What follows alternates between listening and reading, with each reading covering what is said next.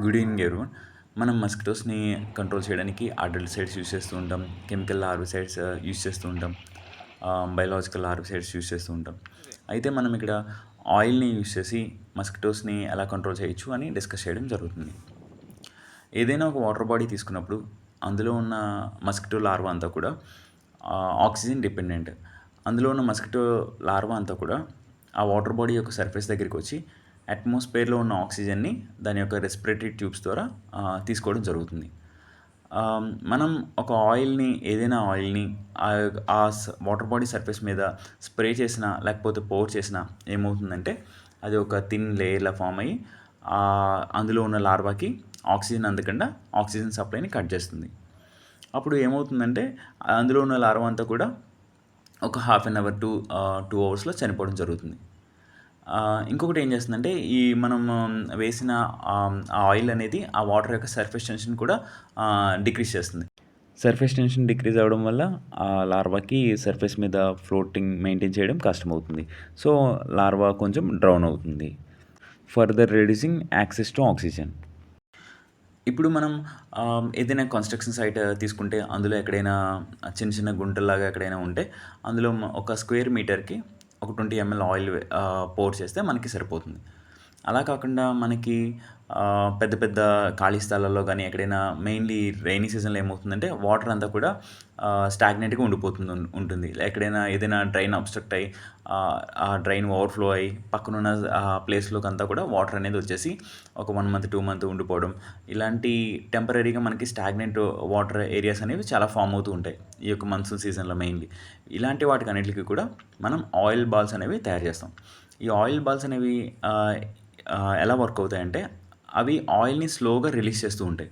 Like మనం ఏదైనా కొంచెం ఆయిల్ అనేది స్ప్రే చేసినా లేకపోతే వేసినా అది ఏమవుతుందంటే ఒక కొన్ని డేస్కి ఒక 7 daysకి అక్కడ వరకు ఉండి ఆ తర్వాత అక్కడ ఆయిల్ అనేది మేబీ రెయిన్ వల్ల కావచ్చు లేకపోతే విండ్స్ వల్ల కావచ్చు డిస్టర్బ్ అయిపోతూ ఉంటుంది. మనం ఆయిల్ బాల్స్ వేస్తే ఆయిల్ బాల్స్ ఏం చేస్తాయంటే స్లోగా ఆయిల్ని రిలీజ్ చేస్తూ ఉంటాయి. ఫస్ట్ ఆఫ్ ఆల్ ఈ ఆయిల్ బాల్స్ అనేవి మనం అసలు ఎలా ప్రిపేర్ చేసుకోవాలి అని అంటే ఏదైనా మనకి మలేరియా స్టాఫ్ వాళ్ళు ఏం చేస్తారంటే మాన్సూన్ సీజన్లో ఈ ఆయిల్ బాల్స్ని ఎక్కువ ప్రిపేర్ చేస్తూ ఉంటారు.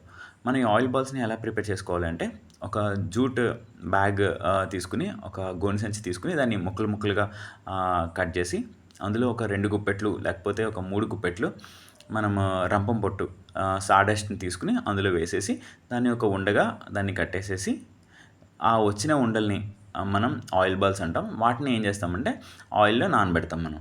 ఒక 24 hours టు 48 hours మినిమమ్. లేకపోతే ఎక్కువ అబ్జర్ప్షన్ కావాలనుకుంటే ఒక 7 to 10 days కూడా నానబెట్టుకోవచ్చు. వాటిని నానబెట్టి బాగా నానబెట్టిన తర్వాత వీటిని తీసుకునెళ్ళి మనం ఎక్కడైతే మనం స్టాగ్నెంట్ వాటర్స్ ఐడెంటిఫై చేసామో వాటిలో ఈ ఆయిల్ బాల్స్ వేస్తే వీటి నుంచి ఆయిల్ స్లోగా రిలీజ్ అవుతూ ఉండి ఒక 2 to 4 weeks వరకు ఆయిల్ లేయర్ అనేది అక్కడ ఫామ్ అయ్యి అందులో ఉన్న లార్వా అంతా కూడా చనిపోవడం జరుగుతుంది. మన ఆశా వర్కర్స్ కానీ ఏఎన్ఎమ్స్ కానీ ఎవరైనా ఏదైనా స్టాగ్నెంట్ వాటర్స్ ఇలాంటివి ఐడెంటిఫై చేస్తే మనం మలేరియా స్టాఫ్కి మనం తెలియజేసినట్లయితే వాళ్ళు ఈ ఆయిల్ బాల్స్ అనేవి ప్రిపేర్ చేస్తారు. ఇక్కడ మనం డెమాన్స్ట్రేషన్ పర్పస్కి ఒక చిన్న బకెట్లో జస్ట్ చూపించడం జరిగింది. బట్ యూజువల్లీ మలేరియా స్టాఫ్ ఒక 50-100 బాల్స్ అనేవి పెద్ద పెద్ద డ్రమ్స్లో మనకి ప్రిపేర్ చేస్తుంటారు. ఇంటి దగ్గర కూడా లైక్ ఏదైనా వేస్ట్ క్లాత్ తీసుకుని అందులో రంపం పొట్టు వేసి ఆయిల్ బాల్స్ని ప్రిపేర్ చేసుకోవచ్చు. ఆయిల్ వచ్చేసరికి ఏదైనా వెజిటేబుల్ ఆయిల్ యూస్ చేయొచ్చు, లేకపోతే బైక్ మెకానిక్ షాప్ దగ్గర వచ్చిన ఇంజిన్ నుంచి ఎక్స్ట్రాక్ట్ చేసిన వేస్ట్ ఆయిల్ కావచ్చు అది తీసుకోవచ్చు. లేకపోతే మనకి మలేరియా డిపార్ట్మెంట్కి MLO ఆయిల్ అని ఒక ఆయిల్ సప్లై అనేది ఉంటుంది. ఆ ఆయిల్ అనేది వచ్చేసరికి మస్కిటో లార్విసైడల్ ఆయిల్ అంటారు.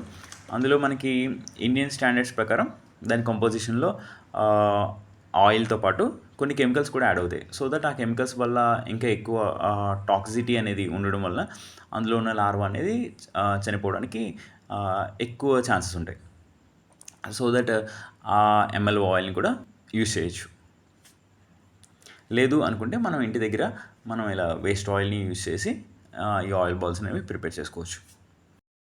అలాగే మనం ఆయిల్ బాల్స్తో డెలివర్ చేయడంతో పాటు డ్రిప్ క్యాన్ మెథడ్స్ అని మాప్ అండ్ బకెట్ మెథడ్ అని ఇలా వేరియస్ మెథడ్స్ అనేవి ఉంటాయి.